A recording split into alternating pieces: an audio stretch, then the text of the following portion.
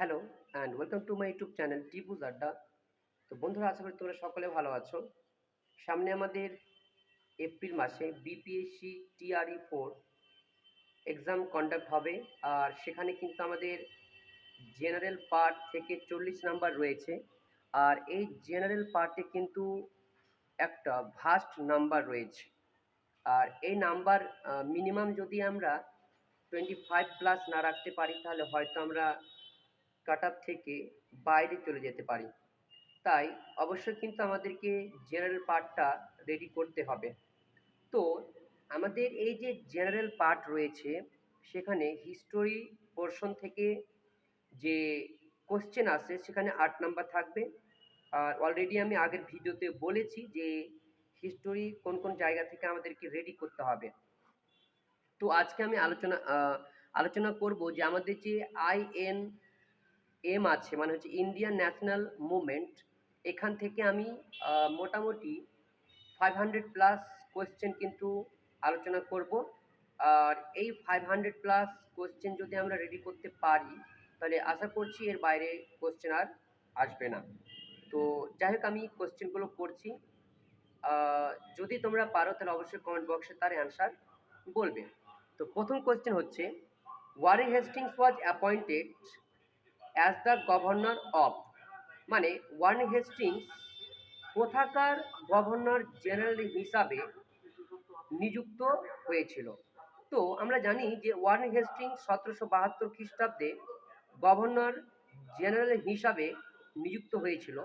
তা আমার কোয়েশ্চেনটা হচ্ছে, ওয়ারেন হেস্টিংস কোথাকার গভর্নর জেনারেল হিসাবে নিযুক্ত হয়েছিল। তো এখানে অপশন আসতে পারে যে বেঙ্গল, আসাম, মাদ্রাজ, দিল্লি। বেঙ্গল, আসাম, মাদ্রাজ, দিল্লি। তো তোমরা অবশ্যই কিন্তু কমেন্ট বক্সে উত্তরটা জানাবে। যাই হোক, তারপর দ্বিতীয় নম্বর কোয়েশ্চেন হচ্ছে, আমাদের যে ডাচ ইস্ট ইন্ডিয়া কোম্পানি প্রতিষ্ঠিত হয়েছিল, মানে যেটা ডেনিশ কিন্তু ইংলিশে লেখা থাকবে, যে in which year Danish east India company was formed, মানে কত সালে ডাচ ইস্ট ইন্ডিয়া কোম্পানি প্রতিষ্ঠিত হয়েছিল।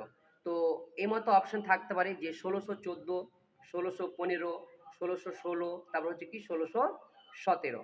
তো প্রথমে তোমরা অ্যান্সারটা দেওয়ার চেষ্টা করো, তারপরে আমি কিন্তু অ্যান্সারটা বলছি। তো এই কোশ্চেনের যে অ্যান্সার সেটা হচ্ছে কি 1616 খ্রিস্টাব্দে কিন্তু আমাদের ডাচ ইস্ট ইন্ডিয়া কোম্পানি প্রতিষ্ঠিত হয়েছিল। তো ফার্স্ট কোয়েশ্চেন কি ছিল, যে ওয়ারেন হেস্টিংস কোথাকার গভর্নর জেনারেল হিসাবে নিযুক্ত হয়েছিল। তো বেঙ্গলের গভর্নর জেনারেল হিসাবে কিন্তু ওয়ারেন হেস্টিংস নিযুক্ত হয়েছিল। কত সালে? সেটা হচ্ছে 1772 খ্রিস্টাব্দে। তারপরে প্রশ্ন হচ্ছে, নিম্নের মধ্যে কোন ভাইসরয়, প্রশ্ন এভাবে ইংলিশে আসতে পারে যে which among the following viceroy was associated with the Ilbert bill controversy. আমরা জানি ইলবার্ট বিল বিতর্ক হয়েছিল কত সালে? 1883 সালে। তো 1883 সালে এই যে আমাদের ইলবার্ট বিল বিতর্ক হয়েছিল, এই ইলবার্ট বিল বিতর্কের সাথে নিম্নের কোন ভাইসরয় যুক্ত ছিল? তো অপশন থাকতে পারে যে লর্ড কার্জন, তারপরে হচ্ছে Lord Liton, Lord Ripon, Lord hard. তাহলে কি হবে এখানে যে সঠিক অ্যান্সার সেটা কি হবে? তোমরা কমেন্ট বক্সে জানাও, তারপর আমি বলছি। তো এর যে সঠিক অ্যান্সার সেটা হচ্ছে আমাদের লর্ড রিপন। কারণ আমরা জানি যে লর্ড কার্জন তো কখনোই হবে না, কারণ কি আমরা লর্ড লিটনও হবে না, লর্ড হার্ডও হবে না। লর্ড রিপন হচ্ছে কি আমাদের কি 80 সাল থেকে, মানে 1880 সাল থেকে, তারপরে হচ্ছে কি আমাদের 83-র মধ্যে। তাহলে হচ্ছে কি অবশ্যই সঠিক অ্যান্সারটা হয়ে যাচ্ছে আমাদের কি ইলবার্ট বিল বিতর্কের সাথে নিম্নে যে ভাইসরয় যুক্ত ছিলেন তিনি হচ্ছেন আমাদের লর্ড রিপন। ইলবার্ট বিল বিতর্ক কত সালে? সেটা হচ্ছে 1883 সালে। তারপরে প্রশ্ন হচ্ছে যে সুভাষচন্দ্র বোস ওয়াজ রি elected the president of INC. INC মানে হচ্ছে ইন্ডিয়ান ন্যাশনাল কংগ্রেস। অর্থাৎ সুভাষচন্দ্র বসু পুনরায় জাতীয় কংগ্রেসের সভাপতি নির্বাচিত হয়েছিলেন অ্যাট দ্য ত্রিপুরী সেশন। তো ত্রিপুরী জাতীয় কংগ্রেসের যে ত্রিপুরী অধিবেশন সেটা বসেছিল কত সালে? 1939 খ্রিস্টাব্দে। তো কাকে পরাজিত করে আমাদের সুভাষচন্দ্র বসু জাতীয় কংগ্রেসের সভাপতি নির্বাচিত হয়েছিলেন? তো অপশন হচ্ছে ডক্টর রাজেন্দ্র প্রসাদ, তারপর হচ্ছে জে.বি. কৃপালিনী, তারপর হচ্ছে পট্টভি সীতারামাইয়া, তারপর হচ্ছে কি নেলি সেনগুপ্ত। তাহলে উত্তরটা কি হবে? পট্টভি সীতারামাইয়া। আমরা জানি যে ত্রিপুরী অধিবেশন বসেছিল 1939 খ্রিস্টাব্দে, যেখানে যেখানে সুভাষচন্দ্র বসু রি-ইলেক্টেড হয়েছিল as a president of Indian national Congress. তারপরে হচ্ছে যেটা হচ্ছে এই যে ত্রিপুরী অধিবেশন হয়েছিল, তো গান্ধীজির পক্ষ থেকে কিন্তু ছিল আমাদের পট্টবী সীতা রামাইয়া। তো পট্টবী সীতা রামাইয়াকে পরাজিত করে ত্রিপুরী অধিবেশনে সুভাষচন্দ্র বসু রি ইলেক্টেড হয়েছিল as a president of INC.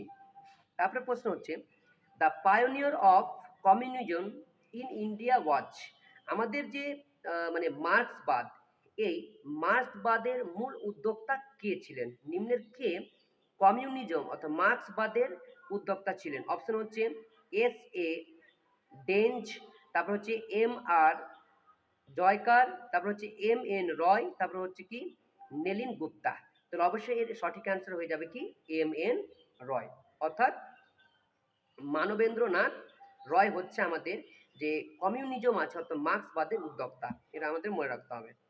তারপরে প্রশ্ন হচ্ছে হু among the following was popularly known as the frontier Gandhi? খুবই ইম্পর্টেন্ট প্রশ্ন। ফ্রন্টিয়ার গান্ধী অর্থাৎ সীমান্ত গান্ধী কাকে বলা হয়?